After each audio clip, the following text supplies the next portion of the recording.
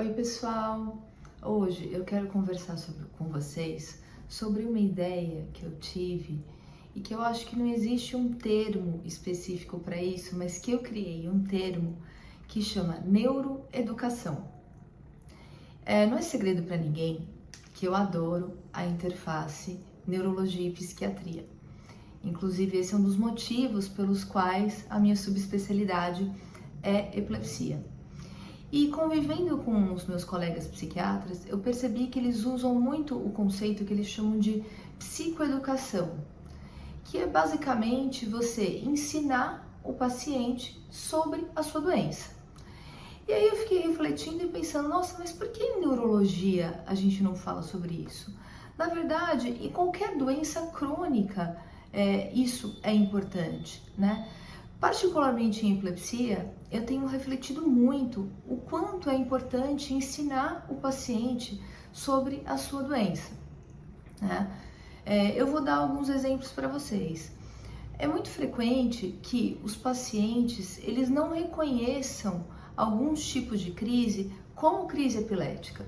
Eu sempre falo nos vídeos, eu sempre repito, mas eu não canso de repetir, que epilepsia não é apenas convulsões, né? Existem vários tipos de crise e principalmente as crises focais, muitas vezes elas não são reconhecidas como epilepsia.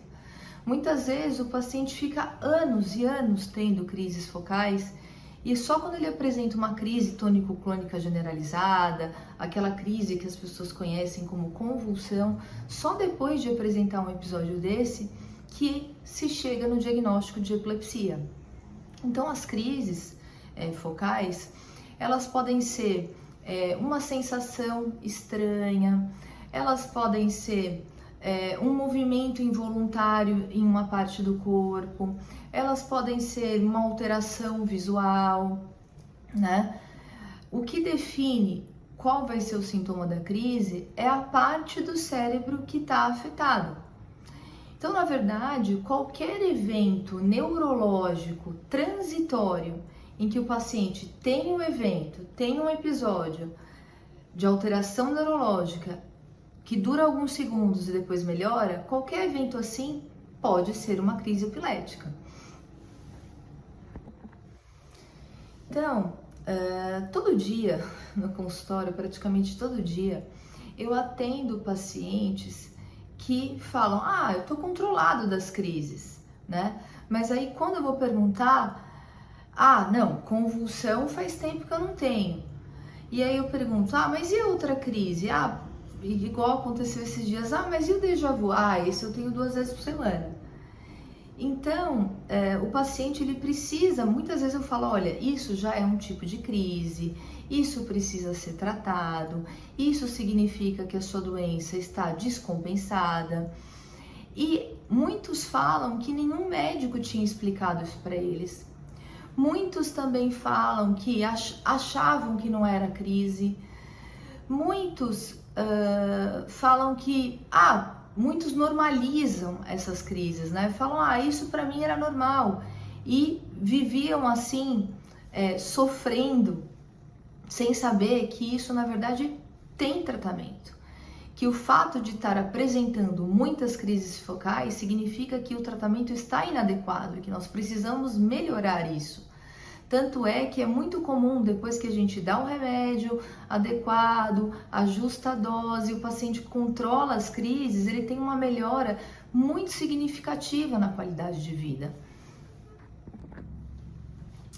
Na minha visão, para que um tratamento seja bem sucedido, especialmente em neurologia e particularmente em epilepsia, a gente precisa de 3 coisas. Em primeiro lugar, o paciente, ele precisa saber sobre a sua doença, saber sobre suas crises. Isso que é o que eu chamo de neuroeducação. Em segundo lugar, o paciente precisa ter um diálogo aberto com o médico, precisa poder tirar todas as suas dúvidas, fazer todas as perguntas, não ter vergonha de fazer perguntas. Eu acho que isso é muito importante. E em terceiro lugar, as decisões sobre o tratamento, elas têm que ser compartilhadas, né? tratar de uma doença neurológica, na minha visão, não é simplesmente falar assim, toma esse remédio e tchau, né? Infelizmente, muitos pacientes contam que é isso que acontece no dia a dia.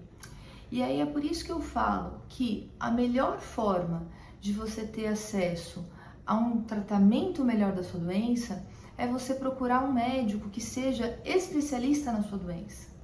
Isso faz toda a diferença, tá bom? Então, esse recadinho que eu queria dar para vocês hoje. Beijo!